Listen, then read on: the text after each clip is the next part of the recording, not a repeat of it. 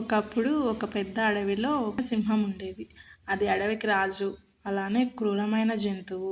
ప్రతిరోజు తన ఆకలిని తీర్చడానికి ఒక జంతువు పంపాలని చెప్పింది. ప్రతిరోజు ఒక జంతువును పంపించేవి. ఒకరోజు ఒక తెలివైన కుందేలు వంతు వచ్చింది సింహం దగ్గరికి ఆహారంగా వెళ్ళడానికి.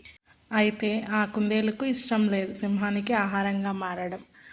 అందుకు ఆ కుందేలు ఒక అద్భుతమైన ఆలోచనతో ముందుకు వెళ్ళింది. కుందేలు సింహం నుంచి తప్పించుకోవడానికి ఏం చేయాలా అని ఆలోచిస్తూ కొంచెం ఆలస్యంగా సింహం దగ్గరికి వెళ్ళింది. సింహం పెద్దగా గర్జిస్తూ, ఇంత ఆలస్యం ఎందుకయింది, నా సమయాన్నంతా వృధా ఎందుకు చేస్తున్నావు అని అడిగింది. అప్పుడు కుందేలు ప్రశాంతంగా చెప్పిందనమాట.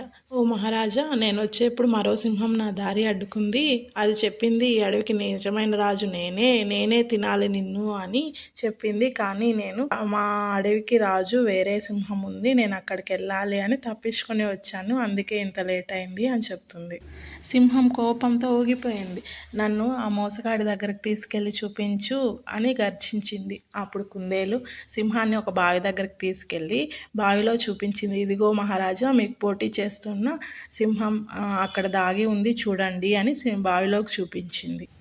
సింహం అక్కడ నీటిలో తన ప్రతిబింబాన్ని చూసి ఇదే నిజమైన సింహం అనుకొని కోపంతో బావిలోకి దూకేసింది.